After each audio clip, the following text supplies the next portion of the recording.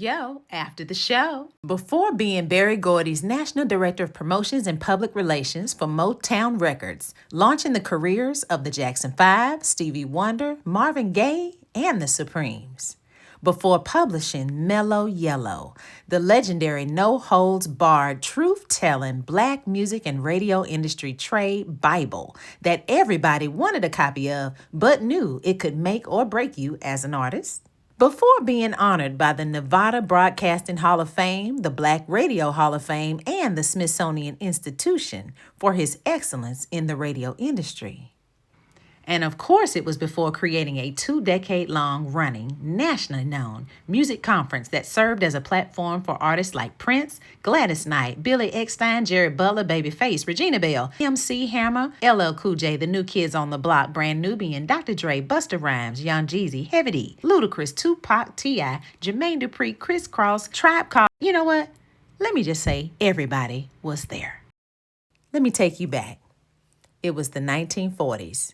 A Chicago disc jockey whose real name was Joseph Dayton Gibson Jr.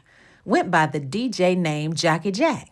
He met an accountant and a finance guy named Jesse B. Blayton Sr., and they became friends. So when Jesse Blayton decided he wanted to buy a radio station in Atlanta, Georgia, he sent for Chicago's Jockey Jack. And in 1949, they launched the first Black-owned and operated radio station in America, WERD Radio. Hold on. You know what? I'm about to make a phone call. I just thought about it. I know exactly who I want to talk to about Jack the Rapper. Hold on. Right now. Wait a second. Let me dial him. Dial him up right now. Good afternoon. Hey, Luther. Yo, Jen. Man, I'm so glad I could sit down with you today on Yo After the Show. Yo After the Show is appropriate because I use yo all the time. Okay. Hey, what's up, y'all? I'm so happy today I can sit down with my man, Luther Clark.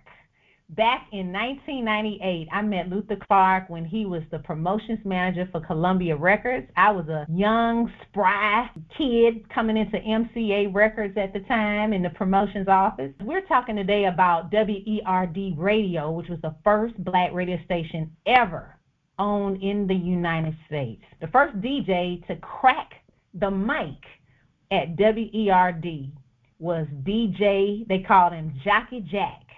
But we know him from 1976 and beyond as Jack the Rapper. I had the opportunity to meet Jack and to know him personally. Actually, I met Jack before I got into the music business. Vaughn Harper, the DJ that pretty much took the Quiet Storm to the next level, Jack called him to say he needed. I played for the WBLS Short Shots. Vaughn Harper was the coach, and my buddy Tony played on the team. And Jack was just tired of Coca-Cola beating him because they were one of the major sponsors. Mm-hmm. And Jack flew me down back in the late 80s, me and Tony, and we ended up beating Coca-Cola that year. Mm-hmm. And that was my first introduction to Jack back in 80, I think it was 88, 89. And then I was cool with him until his death. Jack was a very powerful man in the business, but he also was a fair guy, and he had no problems with cursing you out as well. You funny. That's why we called him Ghetto Fabulous Jack. Okay. He kept it real. He kept it. He just kept it so real. See, the music business is a real small business, okay? So therefore, being that it was a small community, basically, obviously the SVPs got to know the VPs, but even reps, if you was cool, it was no problem with getting Jack's information, calling him, talking to him, emailing him, and he would hit you back. You see, so the convention would start like Thursday. It would end on Sunday. And usually during that time, you had a lot of interaction with Jack because the convention when it first started, was real small. Started out there at the Marriott at Atlanta Airport. Mm-hmm. So it was about 1976 when he started Jack the Rapper convention, right? Right, something like that. I forgot. Okay, Yeah. and so what happens was you had the labels, you had the artists, you had the reps. So that's what I'm saying. It was a real small. It was real small. Yeah. You understand? Outsiders wasn't allowed in. You had to be a part of the music business to be allowed into Jack the Rapper.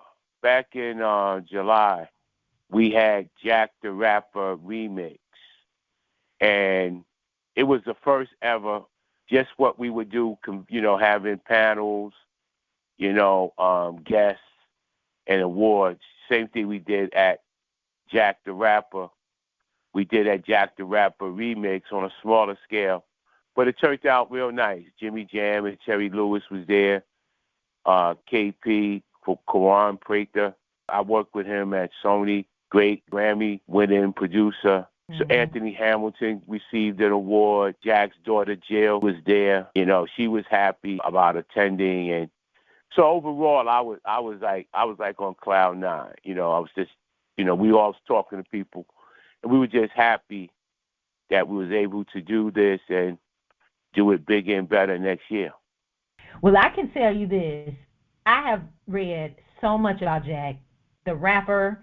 Gibson, I heard that he was a beautiful man, loved by so many people. And if you could describe him, I don't know if there's one word you can say to describe him, but if no, you can't. Yeah, I don't think you can't. Can. No, you can't. I mean, I'm not going to even do it to myself. Yeah, I don't think that's possible. No, you can't. There's not one word that you could describe Jack. I mean, only thing I could just say is Jack. I don't use the word was, even though I always say is, because I still think about him. His spirit still is in me. I just say Jack is definitely a cool dude. Yeah, iconic for sure. Yo, Jen, thank you for having me on Yo After the Show.